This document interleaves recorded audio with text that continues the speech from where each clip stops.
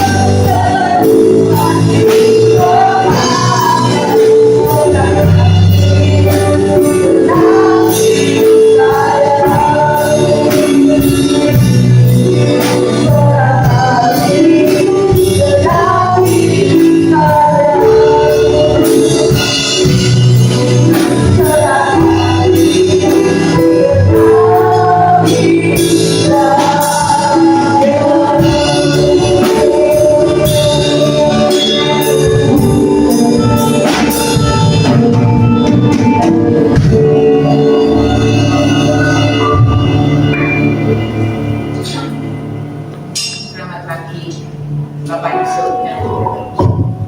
Selamat pagi Tuhan Yesus. Selamat pagi anak Roh Kudus. Kami mengucap syukur untuk hari yang Tuhan berikan kepada kami.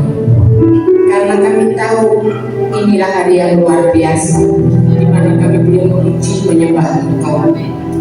Kami boleh dengar apa yang Tuhan ingin kami kerjakan di dalam kehidupan kami.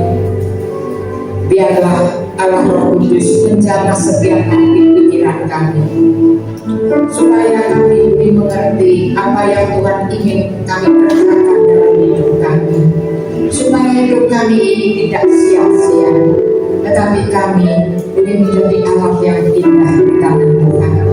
Memberkati kami semua, mengurapi kami semua ya Roh Kudus. Berikan kami roh pengertian akan kebenaran firman-Mu. Berikan kami ya Tuhan hikmah untuk menangkap kebenaran ini dan untuk kami lakukan dalam kehidupan kami hari lepas hari. Terima kasih Bapa di surga untuk kesempatan yang Tuhan berikan pada kami. Karena kami tahu tanpa pimpinan-Mu, tanpa Roh Kudus yang ada di dalam hamba-Mu yang menuntut setiap pemberitaan firman ini, hamba-Mu tak mampu. Kami hanya mengandalkan Engkau ya Bapa. Kami mengandalkan Engkau Roh Kudus, dan kami percaya Yesus ada di tengah-tengah kami. Yesus menjamah setiap kami, dan Yesus memberi terang di dalam hati kami. Terima kasih sekali lagi. Kami serahkan seluruh jemaat dan pemberitaan firman ini hanya di dalam satu nama, yaitu Yesus Kristus, Tuhan dan Juru Selamat kami, yang kami puji dan kami sembah. Kami semua yang percaya akan sama-sama berkata, amin.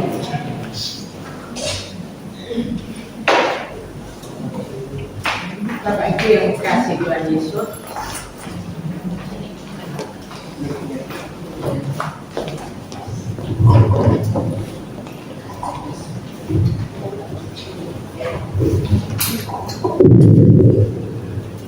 Bapak Ibu yang dikasih oleh Tuhan Yesus, hari ini saya akan membawakan sebuah tema firman, yaitu sebuah tema yang Yesus sendiri sudah deklarasikan.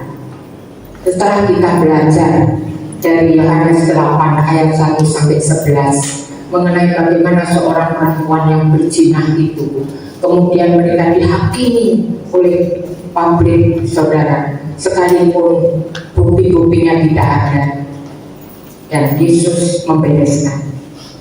Ada perbedaan antara hukum Taurat dan hukum kasih. Tuhan berkata, jika di antara kamu tidak ada yang berbuat dosa, ambil batu lempar kepada perempuan ini. Tapi tidak ada satupun yang melemparkan batu kepada perempuan ini. Dan setelah kejadian itu terjadi pada akhir Paskah, akhir Pondok Daun, hari raya Pondok Daun, ketika Yesus mengajar di Yerusalem. Maka Yesus mendeklarasikan dirinya. Di dalam kitab Yohanes 8 ayat 12, Yesus berkata, "Akulah terang dunia. Barang siapa mengikut aku, ia tidak berjalan di dalam kegelapan, tetapi ia berjalan dalam terang hidup." Hari ini tema firman yang dibawakan yaitu Yesus adalah terang dunia. Kita sudah mendengar ya, bulan yang lalu Pak Andrew membawakan firman Yesus adalah jalan, kebenaran dan hidup. Hari ini kita akan membahas mengenai firman yaitu Yesus adalah terang dunia. Saudara yang dikasihi Tuhan, di dalam Injil Yohanes, kalau Anda baca mulai Yohanes 1 sampai ini saja, sampai Yohanes yang ke-20, itu bercerita mengenai apa? Mengenai hidup, mengenai kehidupan dan hidup di dalam terang. Yohanes 1 ayat 4, firman Tuhan berkata, di dalam Dia ada hidup, dan hidup itu adalah terang manusia. Ini gak cukup saudara. Kemudian pada Yohanes yang ke-20 ayat 31 dikatakan, supaya kamu percaya bahwa Yesus adalah Mesias anak Allah, dan supaya kamu oleh imanmu memperoleh hidup di dalam namanya.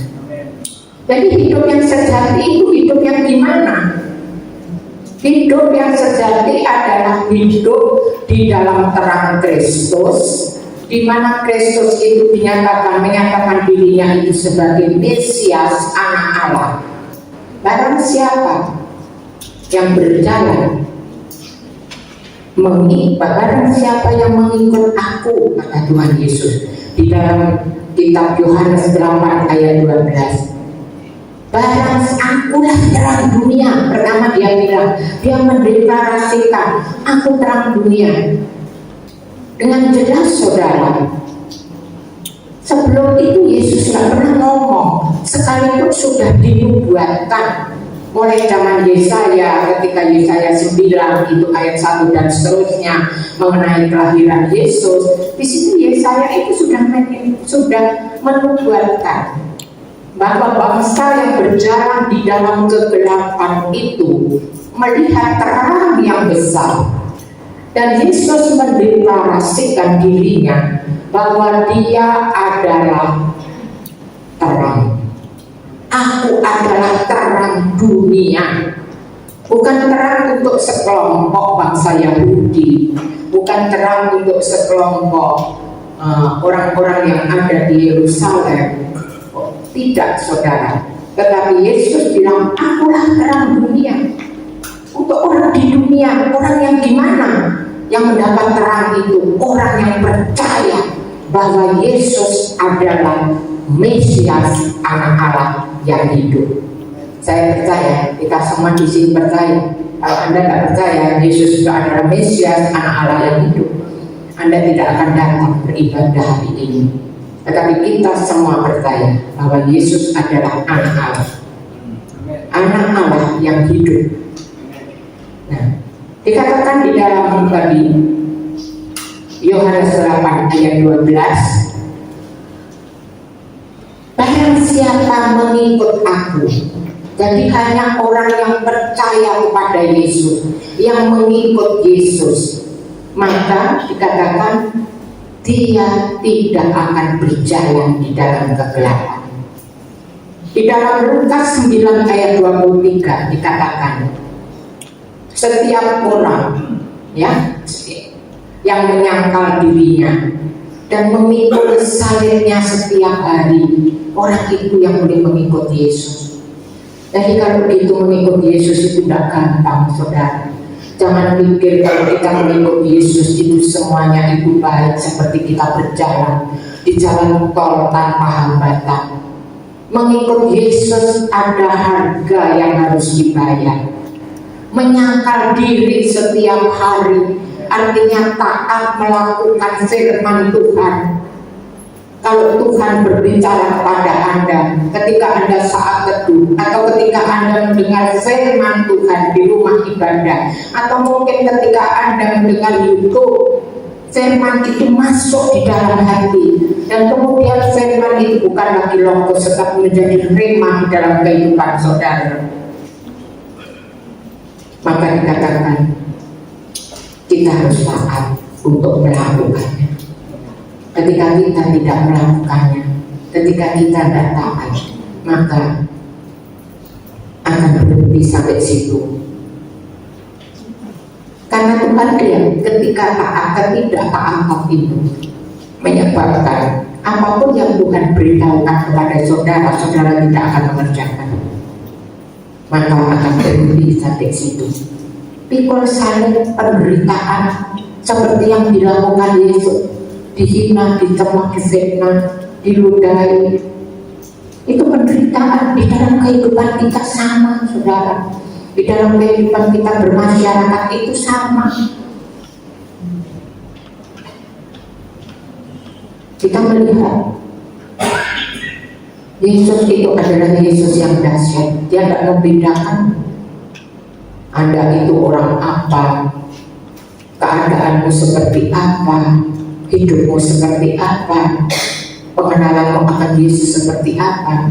Ketika kita percaya sungguh-sungguh sama Dia, maka kita mendapat kasih karunia-Nya. Kita tidak pernah, saudara, dibiarkan sendiri. Badai datang dalam kehidupan kita, kegelapan mungkin datang dalam kehidupan kita. Dan bukan mungkin, saya percaya setiap kita pasti pernah menghadapi yang namanya masa-masa kegelapan. Tidak ada, saudara, karena masa-masa kegelapan itu yang menjadikan saudara dan saya makin bergantung kepada Yesus. Tetapi banyak orang ketika dia mengalami masa-masa kegelapan, dia tambah jatuh di dalam dosa. Upah dosa mau, ada penghukuman kekal, ada kematian kekal. Kita lupa itu semuanya ada di dalam firman Tuhan. Dan tadi firman Tuhan bilang, sekalipun dia dalam keadaan kegelapan, kalau kita mengikut Yesus, maka terang dari firman itu selalu akan menjadi milik saudara dan saya. Di dalam kitab Yohanes 1 ayat 4, saudara, dikatakan demikian. Di dalam Dia ada terang, di dalam Dia ada hidup, dan hidup itu adalah terang. Jadi kalau begitu, hidup itu tentu penting dalam kehidupan kita hari lepas hari.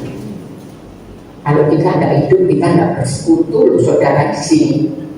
Kita ini orang-orang yang hidup, sekalipun kita hidup secara fisik, tetapi secara roh kita hidup atau tidak, itu cuma Tuhan yang tahu.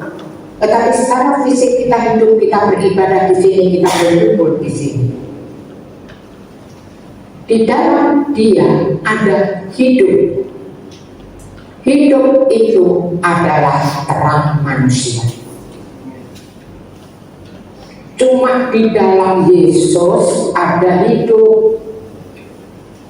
Dan hidup itu dikatakan terang manusia yang memimpin ke perjalanan kehidupan saudara dan saya.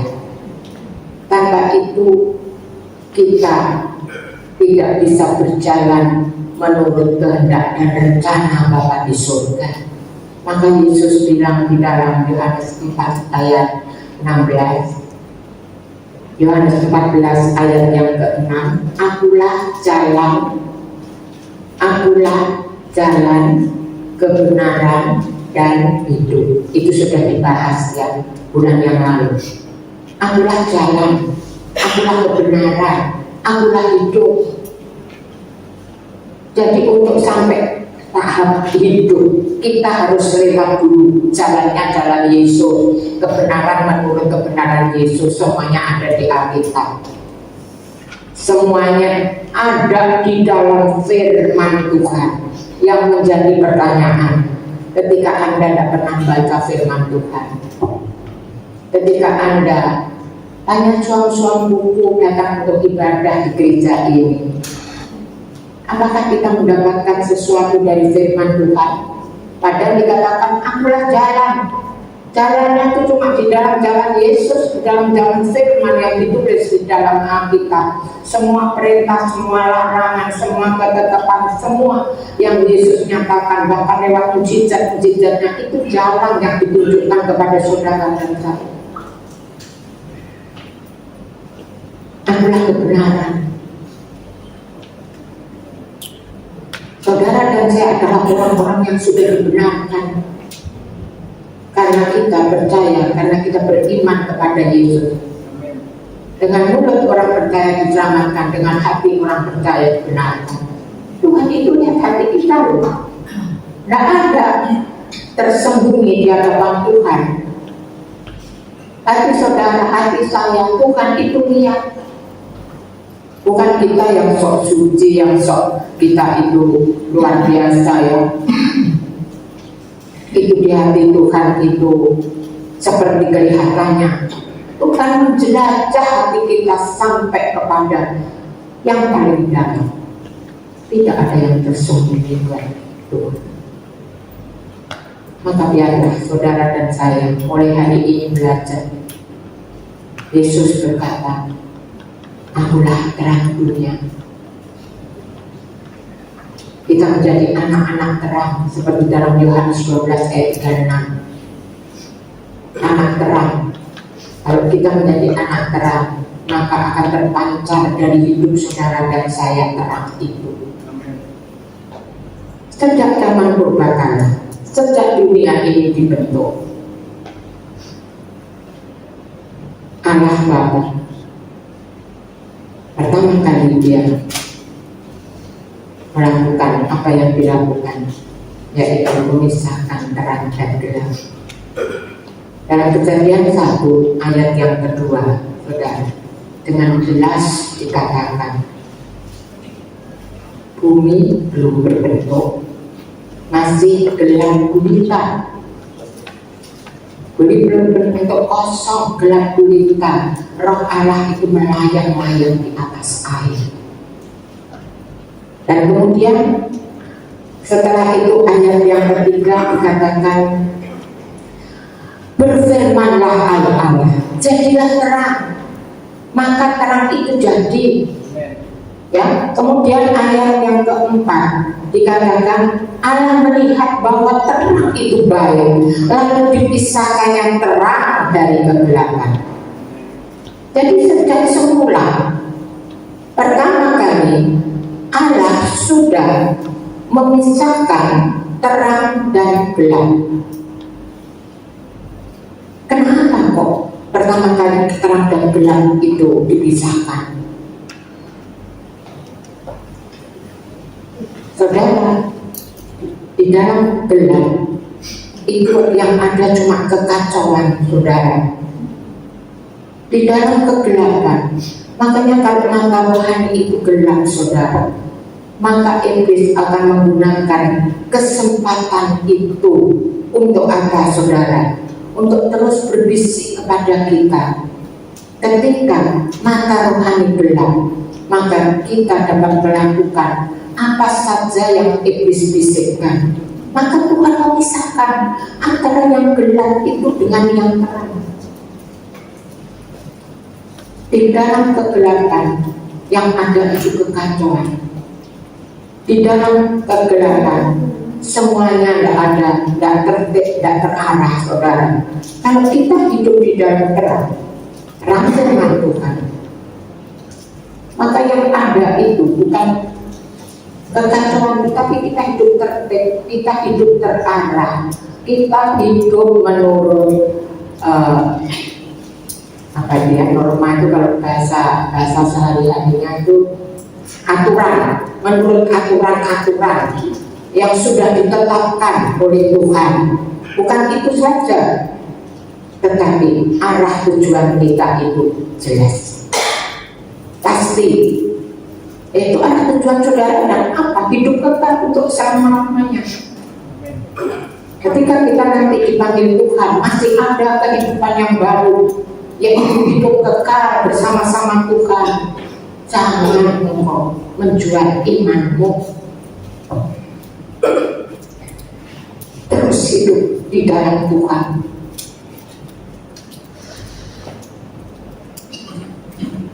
Maka setelah Tuhan memisahkan gelap dan terang itu tadi, saudara, hidup saudara dan saya mempunyai pilihan.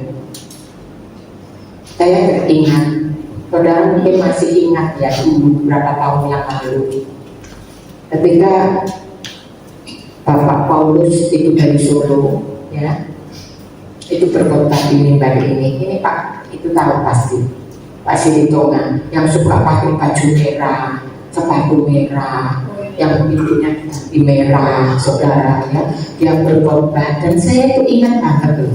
Waktu itu dia adalah seorang aktivis pemuda, bukan aktivis pemuda untuk seperti sekarang ini yang memperjuangkan demokrasi, enggak, saudara. Di dalam kesaksiannya dia bilang gini, saya itu menjadi pemimpin. Pemimpin yang gimana? Oh, pemimpin itu orang-orang muda, orang-orang yang sealiran dengan saya. Dia bilang, untuk apa saya memimpin mereka? Untuk merusak Toko-Toko. Tahun 98. Itu luar biasa sekali ya. Dia bilang saya merusak. Kenapa? Karena dia hidup di dalam kegelapan. Gak ada pimpinan Roh Tuhan. Belum sampai nanti dia ketemu dengan Tuhan Yesus secara pribadi, hidupnya diubahkan dan dirubah oleh Tuhan, seperti halnya dengan Rasul Paulus. Makanya dia pakai nama Paulus, saudara. Dan ini luar biasa. Jadi seperti apa? Ya, kalau kita hidup dalam gelap, saudara, kacau, semua kacau.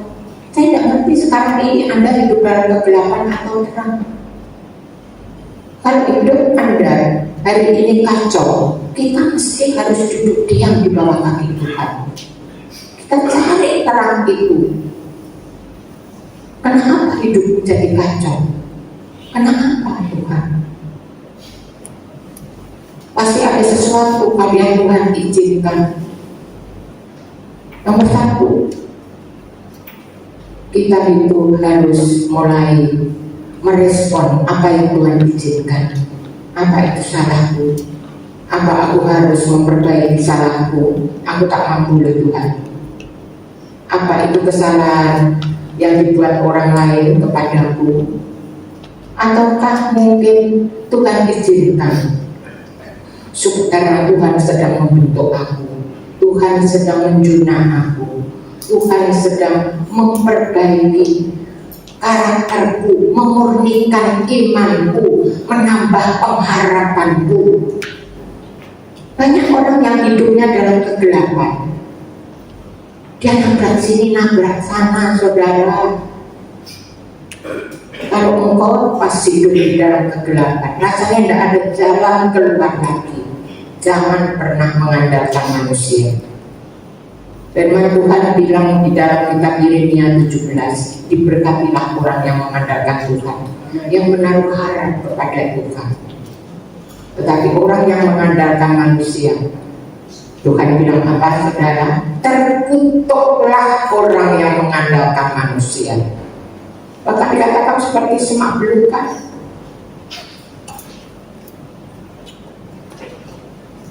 Kegelapan yang melingkupi bumi ini sekarang sudah terjadi. Saya itu kaget, saudara, sampai saya berdoa berhari-hari, tapi sudah telat, saudara. Ya, saya itu kaget ketika Pak Jokowi itu mencanangkan mengenai ada undang-undang yang baru, bagaimana aborsi itu diizinkan dengan catatan perkosaan, dengan catatan pengobatan, apalagi dengan catatan karena keadaan yang tidak memungkinkan. Saya tuh kaget, saudara. Tapi sudah lambat, itu undang-undang sudah keluar ya.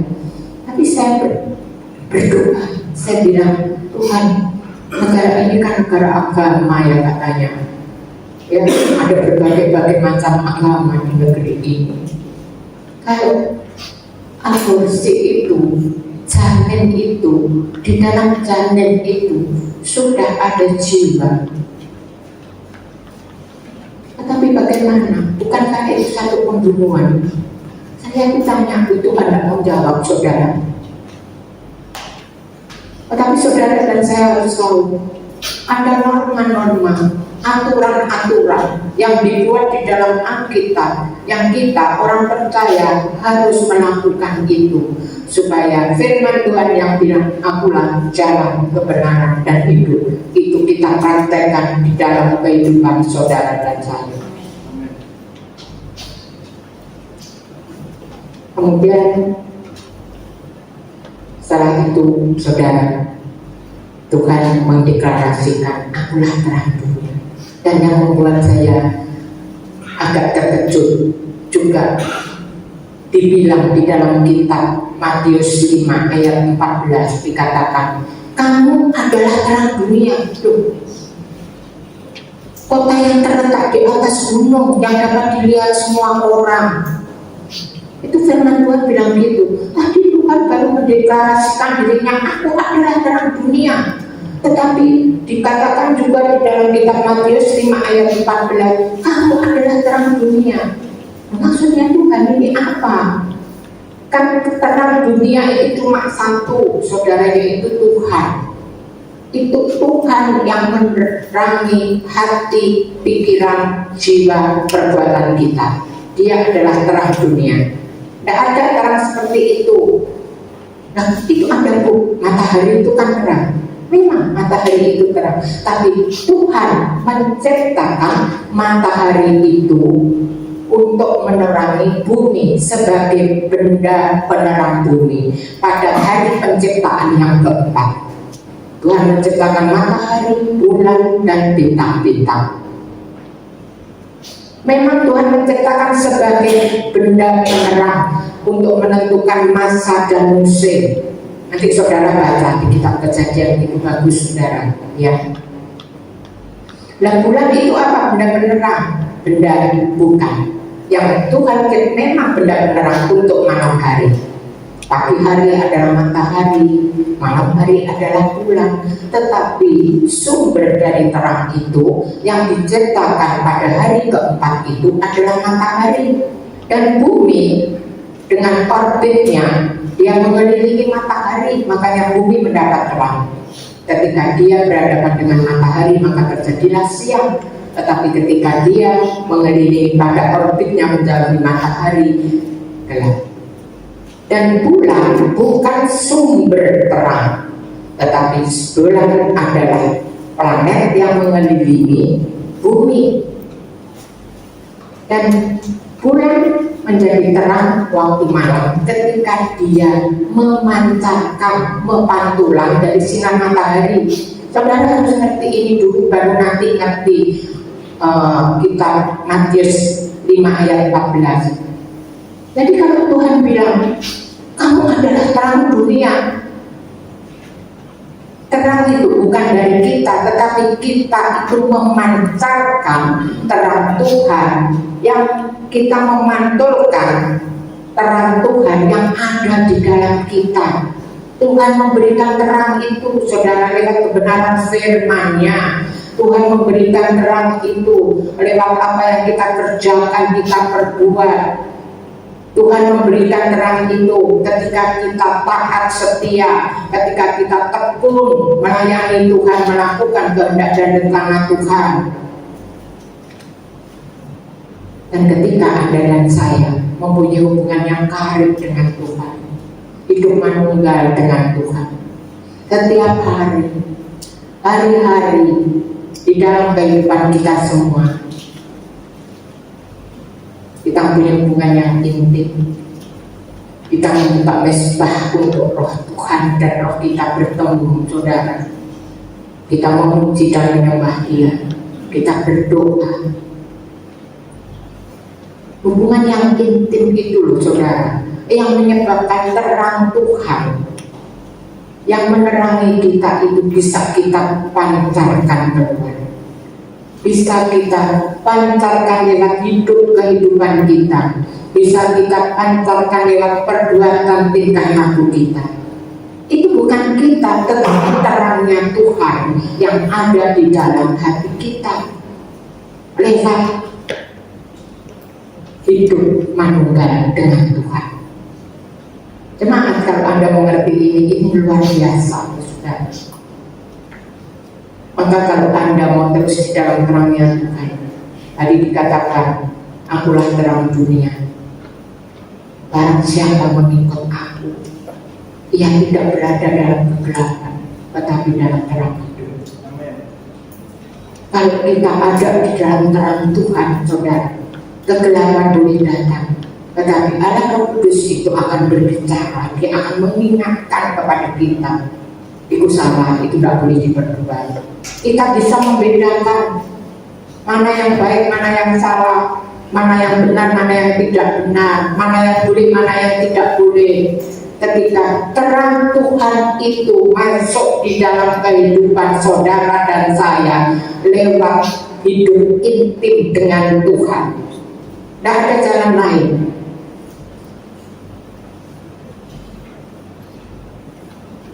Jadi kalau gitu, saudara, jadi orang Kristen itu kalau dalam kegelapan itu kita mesti ngerti apa yang harus kita perbuat.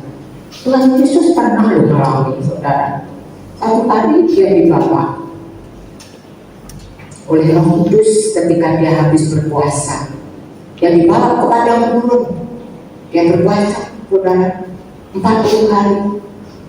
Alkitab tidak mengatakan tidak makan, tidak minum, atau puasa berbangkang atau tidak. Pokoknya puasa 40 hari 40 malam. Tuhan Yesus. Baru saja selesai dia puasa, iblis datang. Orang kalau puasa 40 hari 40 malam, nomor satu apa, saudara?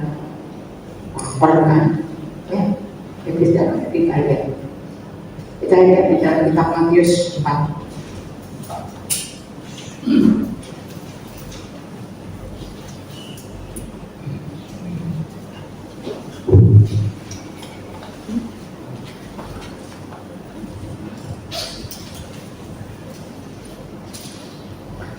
Ayat 3, Matius 4 ayat 3.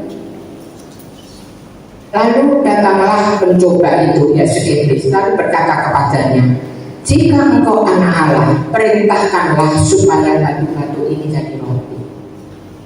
Orang lapar, saudara, ya. Kemudian iblis datang loh. Dia bilang kalau kamu itu anak Allah, perintahkan. Kamu kan anak Allah. Kamu kan Mesias, anak Allah yang hidup. Coba rubah batu-batu ini menjadi roti. Loh, ini aturan yang nggak benar, saudara. Adakah kita bisa merubah batu jadi roti? Itu sulap namanya. Kalau kita mau diberkati Tuhan, firman Tuhan bilang kamu harus bekerja. Amsal 10 ayat 4 bilang, ayo kamu percayakan supaya jemaat-jemaat tahu. Amsal 10 ayat 4. Tangan yang lamban membuat miskin, tetapi tangan orang rajin menjadikan kaya. Gak mau kerja, saudara, tahunya roti datang. Kira-kira ada nggak? Ada lagi yang ngomong gini sama saya, aduh bu, repot kalau menurut ibu itu hidup itu berserah aja lah. Udah, kok belum di udara aja Tuhan pelihara. Alkitab mengatakan, bahkan pakaian Salomo itu kalau dibandingkan dengan bunga bakung yang dirajut Tuhan itu lebih menang bunga bakung. Berserah aja hidup. Ada 2 Tesalonika 3 ayat 10 bilang, kalau kamu tidak bekerja, kamu tidak bisa makan. Harus ada yang dikerjakan.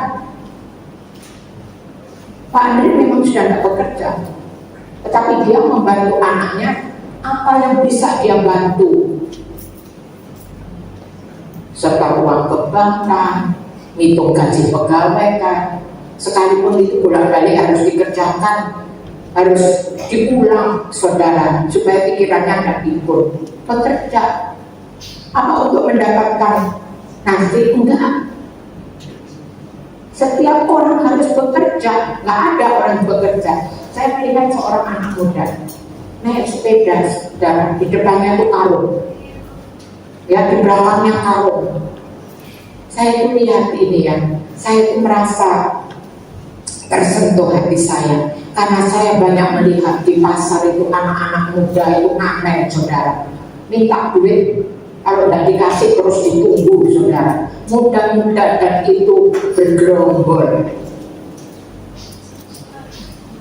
Saya merasa heran lihat anak yang naik sepeda, pakaiannya nggak bagus, pakaiannya kumuh, tetapi dia jalan, tidak dinaiki sepeda. Setiap kali ada warung dia berhenti, dia ambil botol yang kosong, dia ambil bekas aqua, botol itu dia ambil, dia taruh. Ada kemauan, tidak bergantung kepada orang lain. Saya percaya bahwa pekerjaan yang seperti itu sepertinya semua orang bisa. Dia melatih dirinya. Amsal 6 ayat 6 sampai 11. Kita itu diberi contoh Tuhan itu seperti apa? Semut. Meskipun tidak ada pemimpinnya, tetapi pada waktu ya, ada Amsal 6 ayat 6 sampai 11. Ayat 6 dulu. Hai pemalas, pergilah kepada semut, perhatikanlah lakunya dan jadilah bijak. Ayat 7, biarpun tidak ada pemimpinnya, pengaturnya atau penguasanya. Ayat 8, ia menyediakan rotinya di musim panas dan mengumpulkan makanannya pada waktu panen. Hai pemalas, berapa lama lagi engkau berbaring, tidur sebentar lagi, bangun sebentar lagi. Loh, sampai dikasih contoh semut, saudara. Tuhan itu sayang sama kita, saudara. Dalam keadaan saat-saat seperti ini, di dunia resesi, saudara, semua orang menunggu sampai nanti presiden kita yang baru ini loh, kebijaksanaannya itu gimana, lalu mereka mau bergerak. Tetapi Tuhan memberi nasihat kepada saudara dan saya. Kita harus menjadi orang yang tekun seperti semut. Jangan bilang, Tuhan pelihara aku kok repot gitu aja itu gusdur, saudara, gitu aja kok repot. Firman Tuhan itu selalu ya dan amin. Pada waktu dia musim panas, dia mengumpulkan. Pada waktu masa kelimpahan, mengumpulkan. Tidak dihabiskan. Untuk masa-masa ketika ada banjir, dia tidak bisa mencari makanan. Ini luar biasa, dan saudara dan saya harus naruh ini di dalam hati kita, supaya pada masa-masa yang sulit kita tetap eksis. Krisis boleh terjadi, tetapi orang yang nurut firman Tuhan, dia tetap eksis apapun keadaannya. Baju ini jadi roti. Ngomongan sehari-harinya yang gampang gini, kalau engkau itu anak Allah, kalau engkau itu Mesias, kamu kan punya kuasa, kamu kan lapar sekarang. Baju ini jadi roti. Cek gampang nih. Tapi kalau saudara ingat itu tadi Pak Paulus kesaksiannya, itu iblis bisa loh saudara. Caranya gimana? Itu masa digerakkan saudara, kemudian melempari toko, kotornya pecah saudara. Ya, nah sudah gitu diserbu. Batu bisa berubah jadi indomie, batu bisa berubah jadi roti, beras, dijarah. Itu gelap saudara. Orang yang gelap tidak nurut firman Tuhan. Di dalam hatinya pasti ada perasaan merasa nggak enak, merasa bersalah.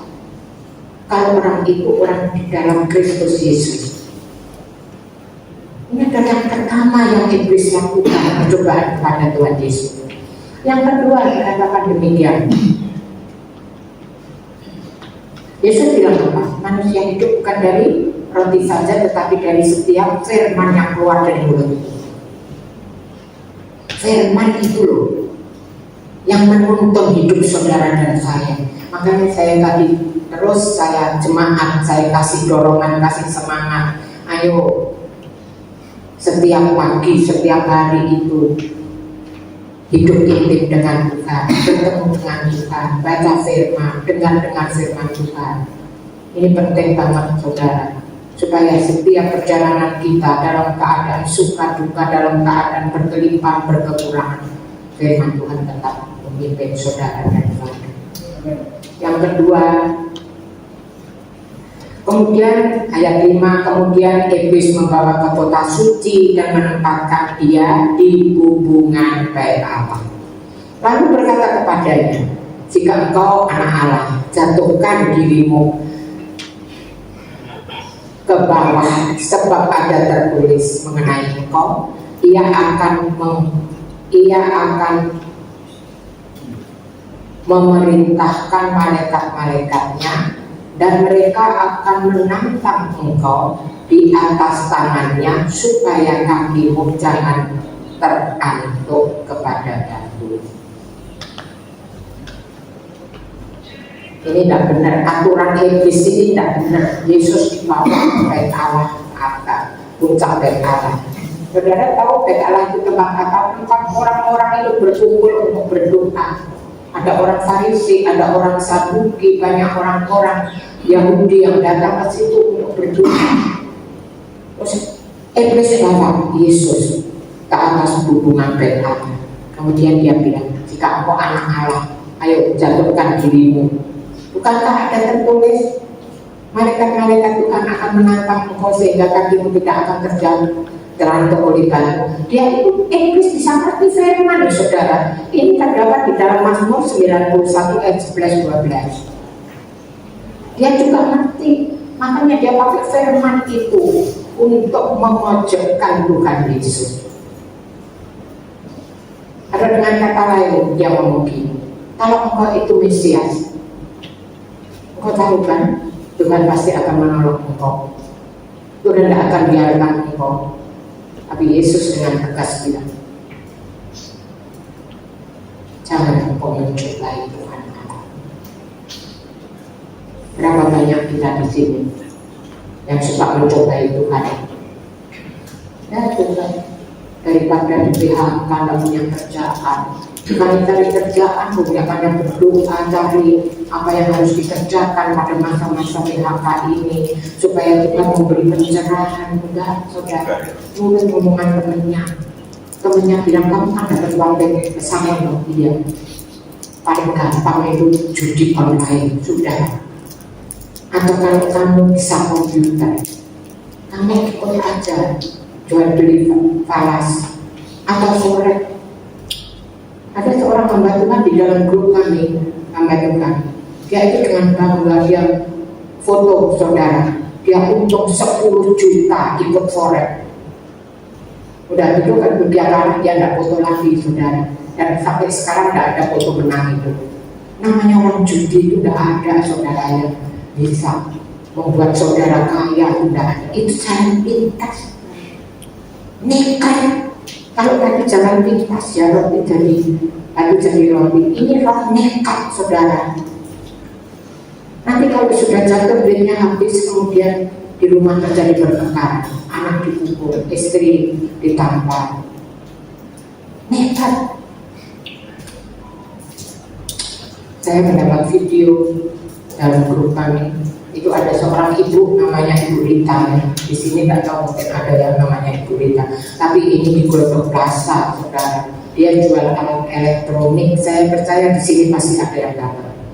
Dan kemudian suatu hari ada rahasia mengenai barang-barang elektronik yang didatangkan dari luar negeri. Ibu ini sudah tokonya sepi karena orang-orang sekitarnya jual online. Kemudian saat-saat sekarang ini Glodok Plaza itu juga sepi, saudara. Kemudian didatangi dari pemerintah, nggak tahu siapa itu. Pokoknya dirahsia. Itu barang-barang yang dari luar negeri disita, saudara. Ibu ini nggak bisa ngapa-ngapain. Utangnya orang banyak, belum dibayar, barangnya disita, pokoknya sepi. Gelap-gelap. Dia berjalan dalam kegelapan. Tidak ada lagi pengharapan. Dia naik ke lantai 3, kemudian dia jatuh dan dia mati. Jadi kalau iblis tadi bilang, jika engkau anak Allah, jatuhkan dirimu dari atas hubungan bait Allah, Tuhan bilang, jangan engkau mencobai Tuhan Allah. Segala sesuatu bisa terjadi pada masa-masa ini, tetapi berjalanlah di dalam terang firman Tuhan, berjalanlah di dalam terang Tuhan, berjalanlah dalam pimpinan Tuhan, dalam bimbingan Tuhan. Jangan sok nekat pinjem online, saudara. Pinjam online itu bukan main-main loh, saudara. Kami waktu pergi ke Ginting ya di Malaysia, itu kami nyewa mobil ke Ginting, dari Kuala Lumpur ke Ginting. Sopir taksinya itu luar biasa baik, saudara. Dia ngomong, dia pesen sungguh-sungguh, nanti kalau sampai ke sana jangan sekali-kali masuk kasino. Di kasino itu mereka itu punya sesajen untuk kuasa gelap. Tidak ada orang yang masuk kasino duitnya nggak habis, yang masih sisa pasti habis. Judi itu pakai kuasa gelap. Jadi kalau Anda mau cepat kaya, nekat, saudara, akhirnya habis semua. Yang ketiga, iblis itu bawa Tuhan Yesus ke atas gunung yang tinggi. Dia tunjukkan dunia dan segala isinya yang mewah. Kemudian dia ngomong sama Tuhan Yesus, kalau kau sujud menyembah aku, dia bilang, semuanya ini aku kasih sama kamu, saudara. Atau dengan kata lainnya bilang, kamu kan anak Allah, kamu tidak punya kekayaan. Mana tentaramu, mana pasukanmu? Aku memberi kamu kekayaan supaya kamu bisa bangun pasukan, supaya kamu bisa bangun tentara, supaya kamu menjadi anak raja. Yesus ditawari, tapi Yesus bilang apa? Ini anak iblis. Jadi iblis selalu menanamkan ketetapan, bukan ketetapan, aturan-aturan yang selalu berseberangan dengan firman Tuhan. Dan aturan itu diberikan ketika kita sedang di dalam masa kegelapan, ketika tidak ada terang yang menerangi hidup kita, ketika Anda senantiasa tidak hidup di dalam terang firman Tuhan. Iblis melakukan itu. Ingatlah, iblis yang harus kita sembah cuma Dia. Dia adalah raja di atas segala raja. Dia adalah Tuhan kita. Dia adalah imam, satu-satunya pengantara kita kepada Bapa di surga. Dia adalah nabi yang memberikan firman-Nya kepada kita semua, yang menuntun jalan-jalan kita. Jangan kita itu nuruti omongan iblis. Kalau yang pertama tadi, saudara, iblis berbicara mengenai makanan. Yang kedua, berbicara mengenai pertolongan Tuhan kalau kita tetap nekat. Yang ketiga, iblis memberikan solusi supaya ketika saudara dan saya tidak mau menyembah Dia, iblis ingin menyembah saudara dan saya menyembah Dia. Apa kita sekarang menyembah Tuhan? Kita akan cek pagi ini. Iblis itu paling pintar, saudara. Apa yang saudara inginkan, apa yang saudara butuhkan, itu iblis akan tawarkan. Kalau Anda sekarang sedang ngebet, pengen ganti HP dengan yang paling baru, yang paling canggih, yang paling cepat, Anda dapat tawaran. Tawaran, kamu mau kredit,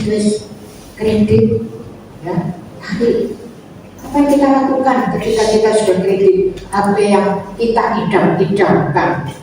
Sampai hari saudara lihat HP itu terus, ya. Terus dicoba, ya. Saya percaya ini sih dilakukan. Engkau terikat dengan HP. Ya, kamu mumpung ada yang nawari, bener gak? Yang nawari. Jadi ada yang perantara, terus kamu, ya. waktu terbuang. Engkau tidak lagi fokus kepada Tuhan, kepada firman-Nya. Engkau lebih fokus kepada apa yang ada di hatimu. Saudara, satu hari ada seorang ibu. Seorang ibu ini itu hari liburan. Seorang ibu ini mau masak LPG yang hijau itu. Habis LPG kecil itu, saudara, itu habis. Dia datangi anaknya yang kecil, dia bilang, nak tolong ke warung ya, ibu ini belikan ini LPG-nya itu habis. Anak itu bilang gini, gak mau lepas dari HP-nya. Saya tahu, ini sudah mau game, Bu. Ini sudah mau game, ini rame-ramenya. Tadi sabu, ya. Datang anaknya yang lebih besar. Anaknya yang lebih besar didatangi, tolong beli ini apa namanya LPG merah ini ke warung. Anaknya bilang, gak bisa Bu, aku ini chatting loh. Aku ini sedang chatting ini sama teman segrupku. Kemudian tanpa putus asa dia datang sama suaminya.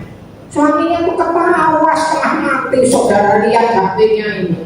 Ternyata suaminya itu lihat di TikTok yang lucu-lucu.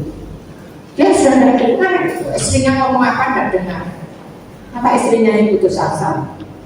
Apa dia pergi sendiri? Enggak.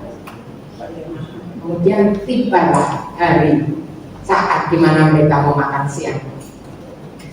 Dan setelah itu saudara tanya, ibu sudah siap? Semua tanya, saudara, ya kan makan itu paling seneng ya. Ibu yang diam aja. Mereka lihat, oh di meja makan sudah piring ditata, sudah ada tutup saji. Ketika tutup saji itu dibuka, saudara tahu itu ada LPG melon yang kosong. Saudara jangan terasa loh, kita tuh sukanya gitu loh sama HP. Lantas sih, berapa jam Anda mau melihat HP Anda? Dan berapa Anda membukanya? Bukan terus-menerus, itu satu ikatan. Kalau Anda nggak bijak, Anda dikendalikan oleh HP itu. Pemenahan kami ada di Bali. Dia itu sama papahnya itu dibukakan toko elektronik seperti Hartono. Saudara, jadi papahnya memberi modal supaya dia membuka toko elektronik seperti itu. Kemudian suatu saat mamahnya itu ngomong sama saya, aduh ini gak bener ini so, katanya, kenapa? Bilang, ini baru, dia itu beli mobil baru.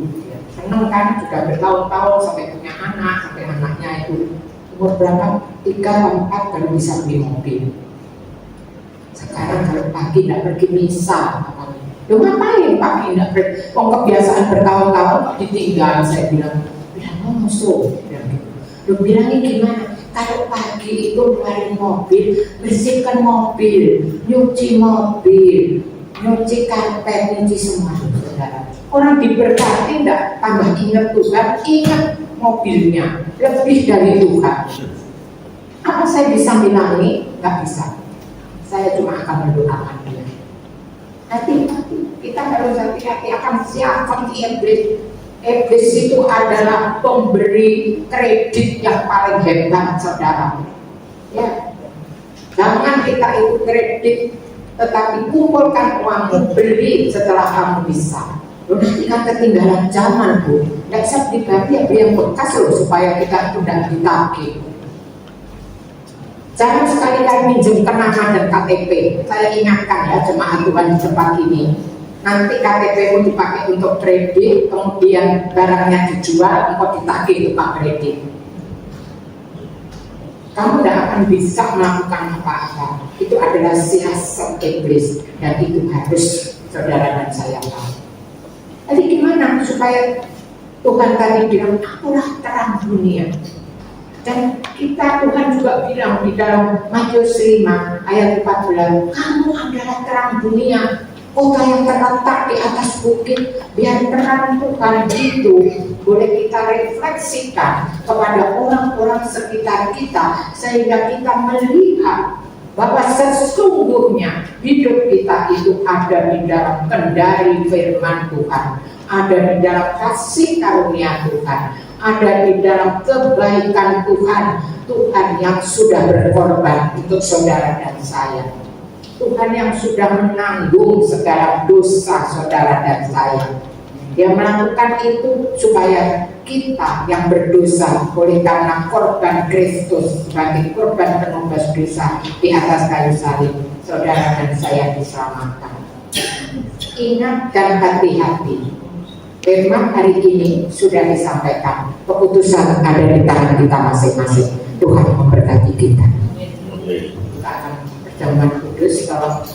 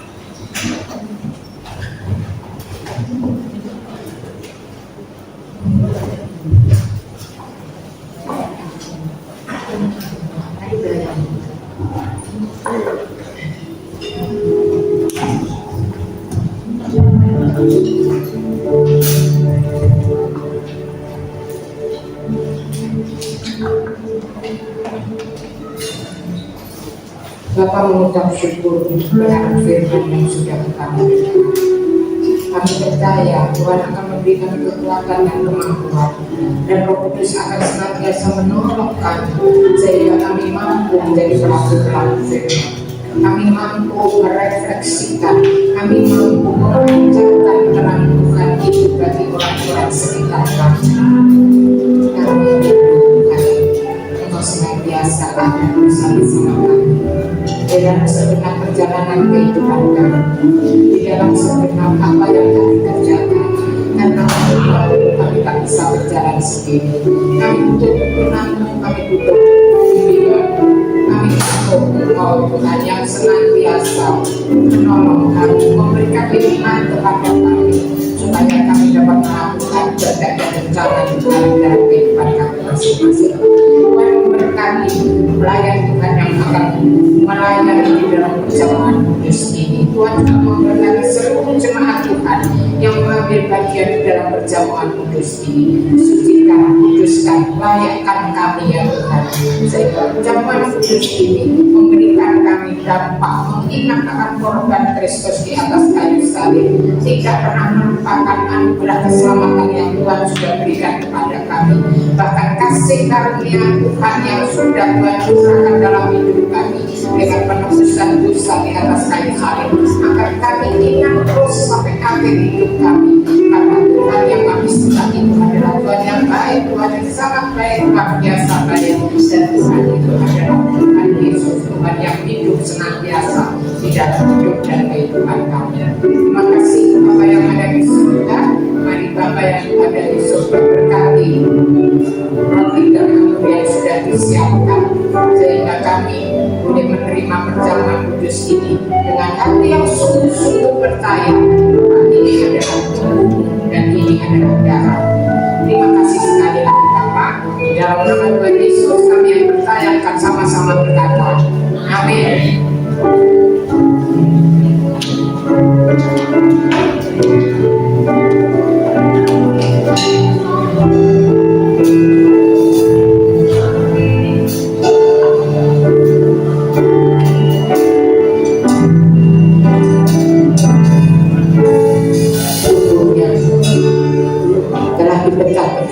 Telah dikoyak, telah ditikam, telah diremukkan. Keselamatan yang diberikan kepada saudara dan saya itu dikerjakan sebagai korban penebusan. Dan percayalah, oleh bilur-bilurnya ketika Anda mengambil roti ini dan makannya, engkau akan disembuhkan baik secara jasmani maupun secara rohani. Di dalam nama Tuhan Yesus, mari kita makan bersama-sama.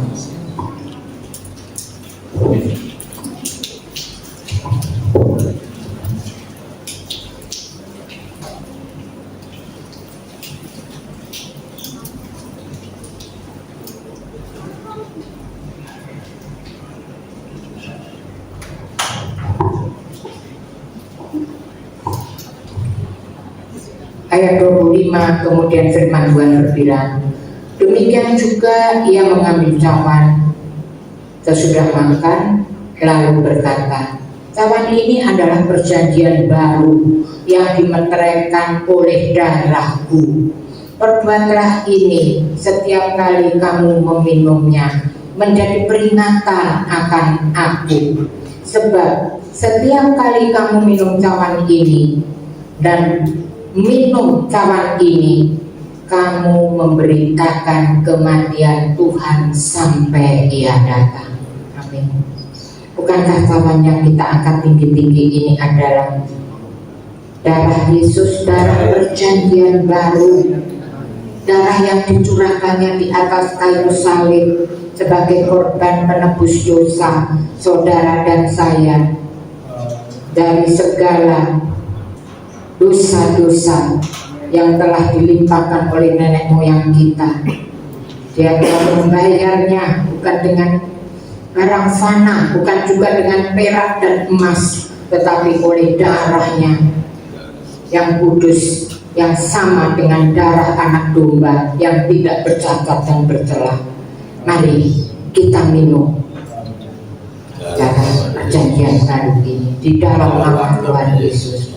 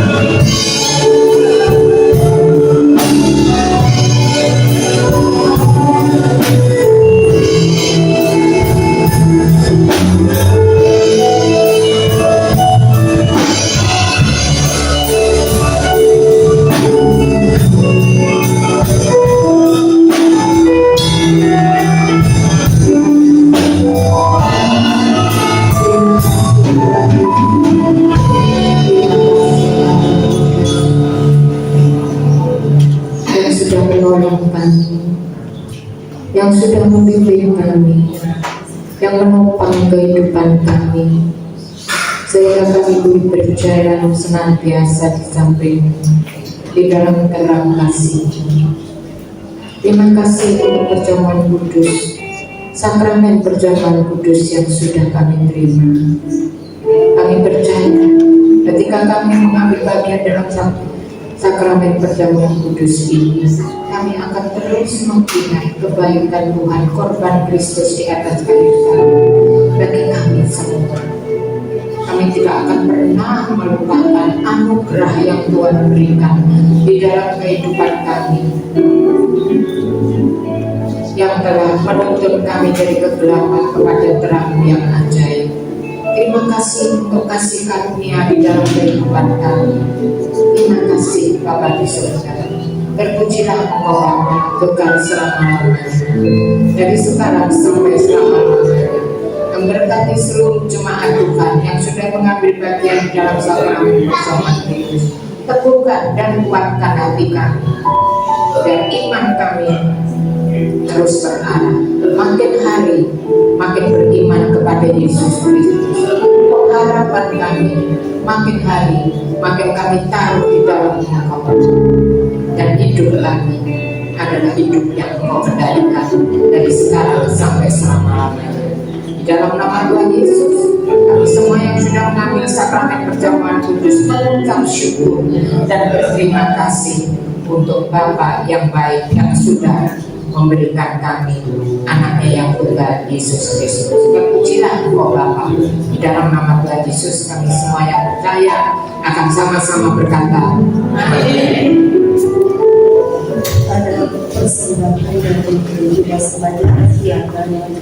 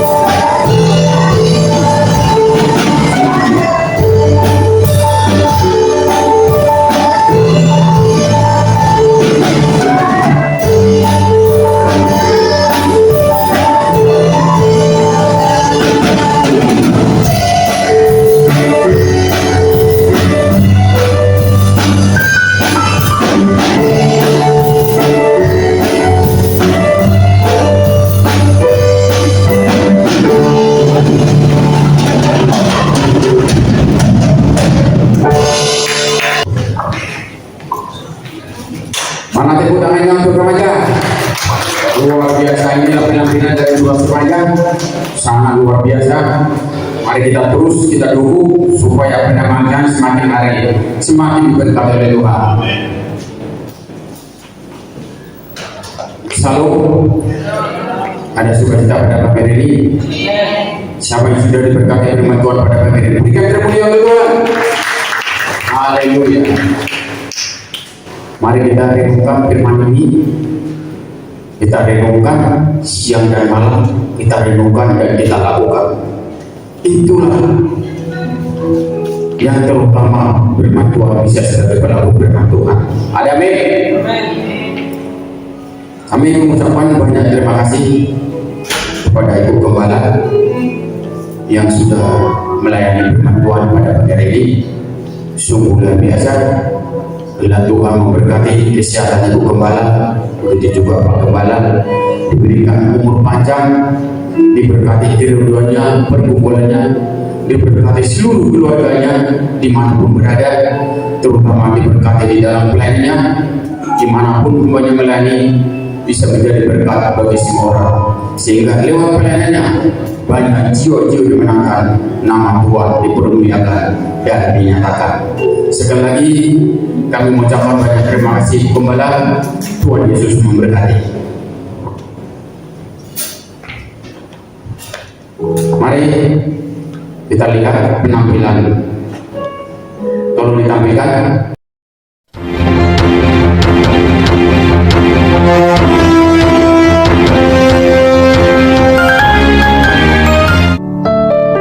Shalom, mari kita ikuti selalu kegiatan-kegiatan selama sepekan di gereja GBI Air Hidup Ministry. Ibadah raya setiap hari Minggu pukul 8 pagi. Siapkanlah untuk masuk dalam hadirat Tuhan. Untuk adik-adik sekolah minggu, ayo ikut ibadah sekolah minggu setiap pukul 8 pagi.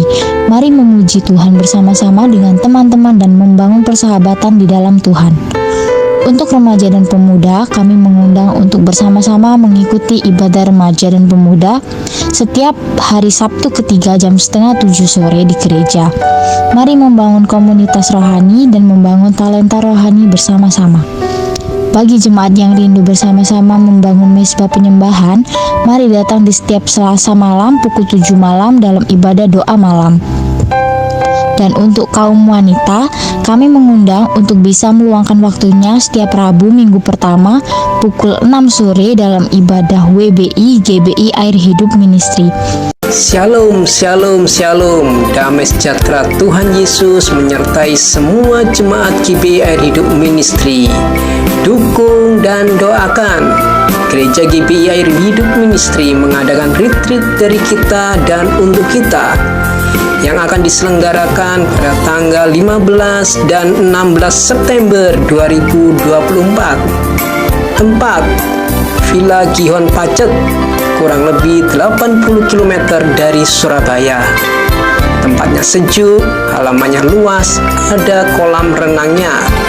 Sesuai slogan dari kita dan untuk kita, maka biaya akan ditanggung bersama bagi yang mengikuti retreat ini.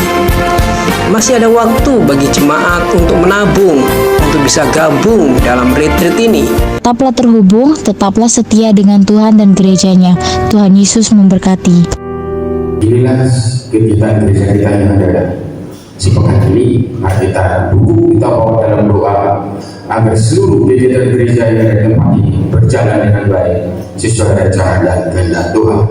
Saya mengingatkan untuk ibadah 2 malam setiap hari Selasa jam 7 malam, dimohon kepada Bapak Ibu, Saudara kasih Tuhan, supaya memberikan waktunya untuk mengikuti setiap kegiatan gereja yang ada di gereja kita ini.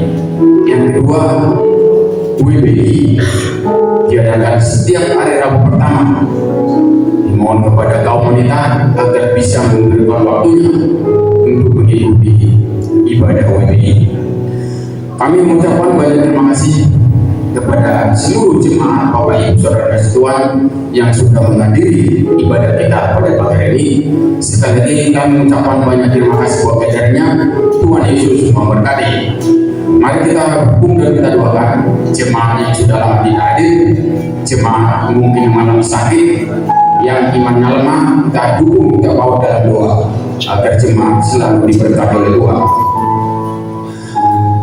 Mari kita dukung dan kita doakan liturgi yang dari gereja diadakan pada tanggal 15-16 supaya liturgi kita berjalan dengan baik, bisa kita tumpangi diberkati oleh Tuhan sampai ke tempat tujuan dengan keadaan sehat selamat. Begitu juga acara-acara yang diadakan di liturgi ibadat berjalan dengan baik, lancar semua tanpa ada hambatan suatu hukum. Begitu juga kembali ke Surabaya tetap di lindungan Tuhan. Mari kita dukung dan kita doakan. Yang terakhir, kami mengucapkan banyak terima kasih kepada hamba Tuhan yang sudah melayani pada pagi hari ini.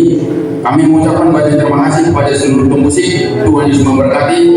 Begitu juga tempat pujian, singer, baik pun pendengar tamu, LCD, siapapun yang melayani baik perjamuan kudus. Kami mengucapkan banyak terima kasih buat pelayanan kita pada pagi hari ini. Biarlah pelayanan kita semakin hari semakin diberkati oleh Tuhan. Inilah pengumuman pada pagi hari ini. Mari kita akhiri ibadah kita. Mari kita pujikan pujian. Terima kasih Tuhan. Terima kasih Tuhan untuk kasih setiamu.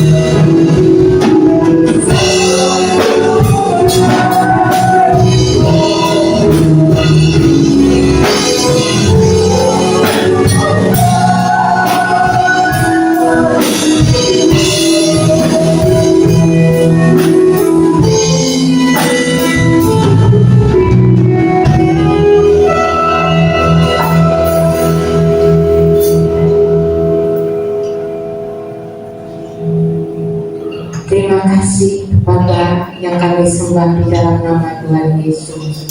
Terima kasih Allah Roh Kudus yang hadir di dalam ibadah kami pada pagi hari ini. Bahkan Engkau sendiri Bapa, hadirat-Mu memenuhi tempat ini, memimpin kami dari permulaan pertengahan hingga akhir dari ibadah kami. Kami bersyukur dan berterima kasih karena kami tahu kami adalah orang-orang yang sangat Engkau kasihi. Biar dengan iman percaya kami Tuhan, kami percaya Engkau membenarkan kami, Engkau menjadikan kami biji mata Tuhan, sehingga kami tidak pernah sendiri, tetapi kami senantiasa ada di dalam pimpinan-Mu, dalam bimbingan-Mu, dalam anugerah-Mu, dalam segala sesuatu yang baik yang Tuhan sudah sediakan bagi kami. Memberkati seluruh jemaat GBI Hidup Ministry, termasuk tunas remaja dan anak-anak sekolah minggu. Apa saja yang kami perbuat, biar itu berhasil di dalam nama Tuhan Yesus. Tambahkan talenta dan karunia di dalam kehidupan kami, supaya kami Tuhan boleh Tuhan pakai menjadi alat yang indah di tangan Tuhan. Karena kami tahu hidup kami ini adalah hidup karena kasih karunia. Kami tidak dapat membalas apa-apa, tetapi apa yang Tuhan berikan kepada kami, talenta karunia dan apapun yang Tuhan berikan di dalam kehidupan kami, itu sebenarnya bukan milik kami, tetapi itu adalah milik Tuhan, dan kami akan melakukan semuanya untuk kemuliaan Tuhan, sehingga nama Tuhan dipermuliakan dan kemuliaan Tuhan dinyatakan. Terima kasih Tuhan. Kami percaya Tuhan akan mempersatukan kami seluruh jemaat Tuhan dan para pekerja yang ada di tempat ini. Persatukan kami, ikat kami dalam ikatan tali kasih-Mu, supaya kami sehati, sepikir, seroh, sejiwa, saling mengasihi, saling peduli, supaya kami ya Tuhan boleh menjadi umat-Mu yang makin hari makin bertumbuh menjadi umat yang dewasa di dalam Kristus Yesus, mengerti akan kehendak dan rencana Tuhan. Kami rindu Tuhan, hidup kami ini bukan lagi untuk kami, tetapi untuk Kristus yang ada di dalam hati kami. Terima kasih. Kami berdoa ya Tuhan untuk saudara-saudara kami yang hari ini tidak datang. Mungkin mereka sedang sakit, mereka sedang mengalami masalah di dalam kehidupannya. Apapun ya Tuhan, biar Engkau juga rahmat, biar Roh Kudus Engkau beri kekuatan, Engkau beri hikmat, Engkau berikan mereka hati yang tetap mengasihi Tuhan, supaya mereka minggu depan boleh berkumpul lagi bersama-sama kami untuk memuji dan memuliakan Engkau. Dan kami percaya Tuhan hadir di setiap rumah tangga jemaat GBI Hidup Ministry. Tuhan hadir di dalam keluarga kami, Tuhan hadir di dalam keluarga besar kami. Mereka yang belum sungguh-sungguh di dalam Tuhan, mereka yang suam-suam buku, mereka yang belum mengenal Tuhan, bahkan mereka yang menolak Kristus Yesus sebagai Tuhan dan Juru Selamat, kami serahkan kepadamu. Biar Allah Roh Kudus mereka dijamahnya Tuhan. Satu hari kami akan melihat seluruh keluarga kami, keluarga besar kami Tuhan selamatkan. Tidak ada satupun yang terhilang. Pakai kami menjadi alat yang indah di tangan Tuhan, supaya lewat hidup kehidupan kami, lewat apa yang kami kerjakan di dalam sehari-hari, mereka boleh melihat Kristus di dalam kehidupan kami. Tolong kami ya Roh Kudus, supaya kami boleh menjadi pelaku-pelaku firman, sehingga nama Tuhan dipermuliakan dalam kehidupan kami masing-masing. Kami juga berdoa ya Tuhan untuk rencana tanggal 15 dan 16 retreat, kami serahkan di tangan Tuhan, baik itu kendaraannya, baik itu tempat di mana kami akan retreat atau rekreasi. Persatukan kami supaya kami sehati di dalam Engkau Tuhan, dan kami tahu di dalam persatuan ini, di dalam kebersamaan kami Tuhan, kami akan menemukan Tuhan itu hadir di tengah-tengah kami. Biar kami boleh bersuka cita di dalam Engkau, biar semuanya dalam keadaan baik, sangat baik dan luar biasa baik. Tuhan melindungi kendaraan yang akan kami pakai, Tuhan melindungi kami masing-masing, keluarga yang ada di rumah yang ditinggalkan, Tuhan melindungi kami yang ada di Gihon, Tuhan melindungi semuanya. Kami percaya hidup yang berserah kepada Tuhan tidak pernah Engkau biarkan sendiri, tidak pernah Tuhan biarkan kami sia-sia, tidak Tuhan biarkan kami berjalan sendiri. Ada tuntunan Tuhan yang senantiasa ada dalam hidup kami. Kami berdoa untuk tetangga-tetangga kami Tuhan, Tuhan memberkati mereka semua, sehingga mereka hidup berkecukupan, supaya apa saja yang mereka perbuat Tuhan juga buat berhasil. Kami percaya satu hari nanti Tuhan juga akan melawat mereka, Tuhan akan melawat daerah pertemuan ini. Kami serahkan daerah pertemuan dan sekitarnya di tangan Tuhan untuk lawatan Tuhan yang dahsyat dan luar biasa. Pakai kami jemaat-Mu ya Tuhan, supaya kami boleh menjadi alat di tangan Tuhan. Terima kasih Bapak. Kami berdoa untuk kota Surabaya. Tuhan jauhkan Surabaya dari segala bencana alam. Tuhan berikan Surabaya ini keadaan yang aman, tentram dan damai. Biar kami boleh menikmati hari-hari kami bersama Tuhan dengan penuh damai dan sejahtera. Kami berdoa untuk pilkada yang akan diadakan. Tuhan, Kau tolong biar semuanya berjalan dengan baik dan lancar, biar aman, tentram dan damai, supaya Tuhan memilihkan bagi kami di kota Surabaya, yaitu pemimpin yang sesuai dengan kehendak Tuhan. Mereka yang punya hikmat dan kebijaksanaan, mereka yang toleransi kepada agama kami, mereka juga yang memperbolehkan kami ibadah. Dan kami percaya Tuhan, Hanya Engkau yang memberikan yang terbaik untuk kami. Kami berdoa untuk seluruh Indonesia dalam pemilihan pilkada ini semuanya berlaku dengan jujur, supaya yang dipilih itu sungguh adalah orang-orang yang peduli akan keadaan negeri ini. Kami berdoa untuk Pak Jokowi yang sebentar lagi lengser, Tuhan tolong supaya semuanya berjalan dengan baik, tanpa ada goncangan-goncangan, dan semuanya kami serahkan kepada Tuhan Yesus. Tuhan kami yang ajaib, Engkau sanggup meredakan emosi-emosi yang tidak berkenan di hadapan Tuhan, sehingga semuanya baik adanya. Kami juga berdoa ya Tuhan untuk pemerintahan kami yang baru nanti, presiden kami yang baru, hikmat dari surga kami berdoa, sehingga kebijaksanaan yang mereka yang dilakukan itu sesuai dengan hikmat dari Tuhan. Kami percaya ketika hikmat itu ada kepada pemimpin kami yang baru, maka Indonesia akan lebih maju, ada ketentraman, keamanan, ada pemerataan.